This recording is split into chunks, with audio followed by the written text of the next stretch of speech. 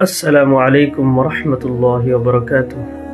সম্মানিত উপস্থিতি, একটি মানুষ একটি গুনাহ করে ফেলল, যেমন মিথ্যা কথা বলল, কারো গীবত শুনল, কিন্তু সেই মানুষটি সেই গুনাহটাকে তুচ্ছ মনে করে তার কাঁধ ঝাঁকিয়ে সেই গুনাহটাকে তুচ্ছ মনে করল। কিন্তু আমরা জানি যে একটি বালুকণা জমা হয়ে হয়ে একটি পাহাড় আকৃতি ধারণ করে ফেলে।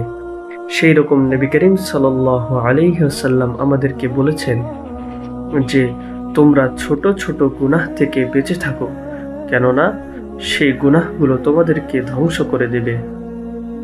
এই জন্য আমরা যেহেতু জানি যে একটি বালু কোনা জমা হয়ে হয়ে একটি পাহাড় আকৃতি ধারণ করে ফেলে, সেই রকম আমরা যখন ছোট ছোট গুনাহ করি, তখন সেই গুনাহগুলো কিয়ামত দিবসে আমাদের সামনে একটি পাহাড় আকৃতি হয়ে উপস্থিত হবে। তখন আমরা কি করব? তখন আমাদের আল্লাহ তাআলার কাছে কোনো জবাব দেওয়ার মতো কোনো কথা, কোনো বাক্য থাকবে না।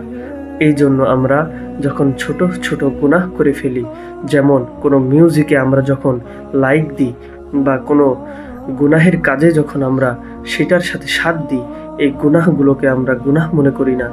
এই জন্য আমাদেরকে এই গুনাহগুলোকে গুনাহ মনে করে আল্লাহ তাআলার কাছে তওবা করে ফিরে আসতে হবে। এই তওবা করা হলো একজন মুমিন ব্যক্তির কাজ। এই জন্য আমরা ছোট ছোট গুনাহকে গুনাহ মনে করব, আমরা এইগুলোকে তুচ্ছ মনে করব না। সবাইকে ধন্যবাদ। আসসালামু আলাইকুম ওয়া রাহমাতুল্লাহি ওয়া বারাকাতুহু।